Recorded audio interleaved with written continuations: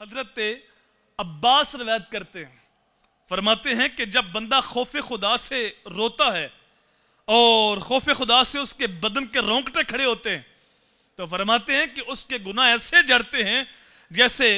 خشک درخت کے پتے جھڑتے ہیں۔ یہ جو آنسو انسان کے گرتے ہیں یہ بڑے قیمتی آنسو ہیں، اور قیامت کے دن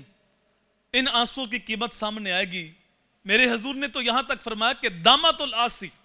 تطفئ الغضب ربی، گناہگار کی آنکھ سے نکلا وہ آنسو اللہ کے غصے کی آگ کو فوراً ٹھنڈا کر دیتا۔ امام غزالی لکھتے ہیں کہ قیامت کا جب دن ہوگا تو اس دن جہنم کو لایا جائے گا اور ہیبت ناک اس کی آوازیں ہوگی۔ اس آگ کا چنگاڑنا، اس کی ہیبت ناک آوازیں، اس کی حدت، اس کی شدت، اس کی گرمی دور تک جائے گی۔ اس کی جو آوازیں ہوگی امام غزالی فرماتے ہیں کہ 500 سال کی مسافت پہ سنائی دیں گی۔ جہنم کی اتنی ہیبت ناک آوازیں ہوں گی، اور وہ دن جس دن نبی بھی نفسی نفسی کہہ رہے ہوں گے اور اللہ قہر و جلال میں ہوگا اس دن، تو جب جہنم کو لایا جائے گا تو وہ آگ ایک طرف لپکے گی امت محمدیہ کی طرف، تو اس آگ کو واسطے دیے جائیں گے کہ تجھے نمازیوں کی نمازوں کا واسطہ ہی واپس چلی جا، تجھے صدقہ کرنے والوں کے صدقوں کا واسطہ ہی، اے آگ پیچھے ہٹ جا۔ لیکن وہ مسلسل بڑھتی جائے گی،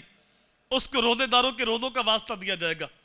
کہ تجھے روزہ رکھنے والوں روزے کا واسطہ ہی، تو پیچھے ہٹ جا۔ لیکن وہ آگ مسلسل بڑھتی جائے گی، تو پھر جبریل علیہ السلام ایک پیالے میں پانی لے کر حضور کی بارگاہ میں حاضر ہوں گے اور عرض کریں گے یا رسول اللہ یہ پانی اس آگ کے اوپر چھڑکیں۔ تو حضور صلی اللہ علیہ وآلہ وسلم چلو بھر کے آگ کے اوپر جب چھڑکیں گے تو آگ فوراً بجھ جائے گی۔ تو حضور صلی اللہ علیہ وآلہ وسلم پوچھیں گے کہ جبریل یہ کون سا پانی ہے جبکہ آگ کو نمازیوں کے واسطے دیے گئے،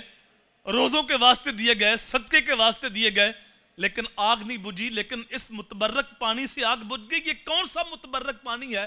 تو جبریل علیہ السلام عرض کریں گے یا رسول اللہ یہ آپ کی گناہگار امت کے آنسوؤں کا پانی ہے، مجھے حکم دیا گیا تھا کہ یہ پانی حضور کی بارگاہ میں پیش کرو اور یہ پانی آگ کے اوپر چھڑکا جائے،